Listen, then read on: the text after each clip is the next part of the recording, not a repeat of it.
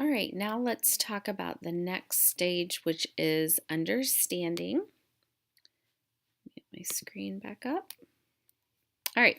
Um, Researchers understand that a behavior event is happening when they can identify its cause. Remember, we had that whole conversation about correlation, not causation. And so you're ultimately trying to get to the cause, and you just don't want to jump there too quickly. So, researchers conduct experiments to try to identify the cause of a phenomenon. And a phenomenon is just something that's happening, that's occurring in an environment, or something that keeps happening.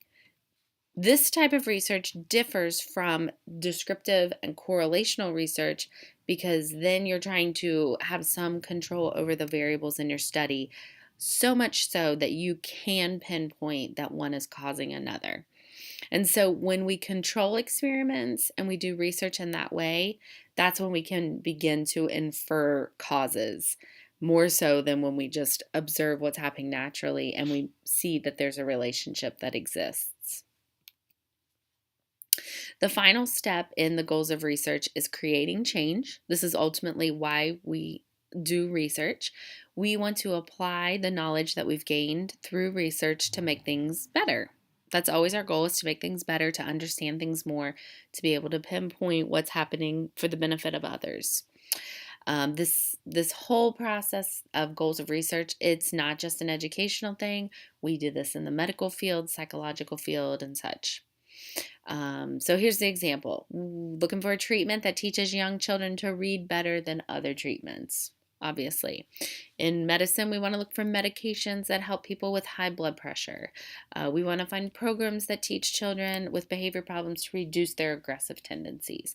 These are all things that we want to do to better individuals and then better society as a whole. We want to ultimately create change, and by conducting very rigorous research is the best way to make that happen, rather than just saying, hey, this person has an idea and let's all jump on board with it.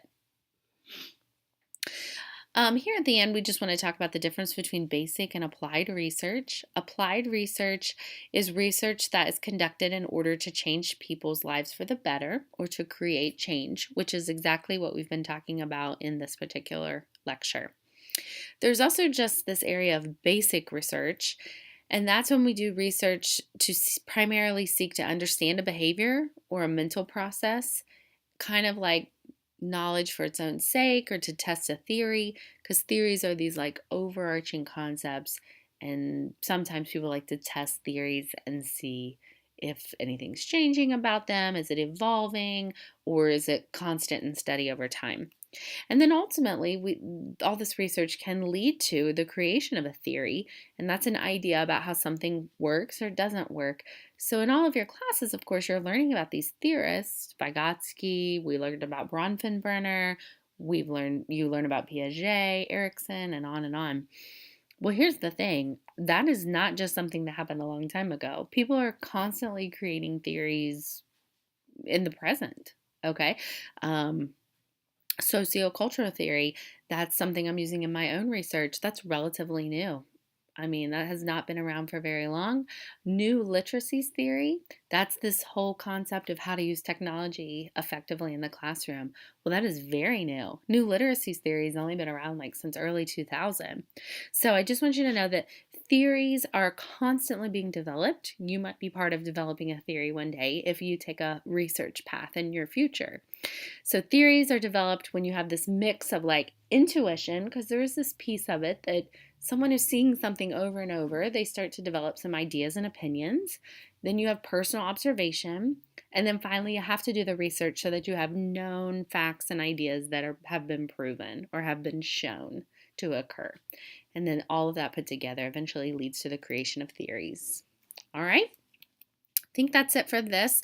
So those 4 goals of research are important to know and to understand.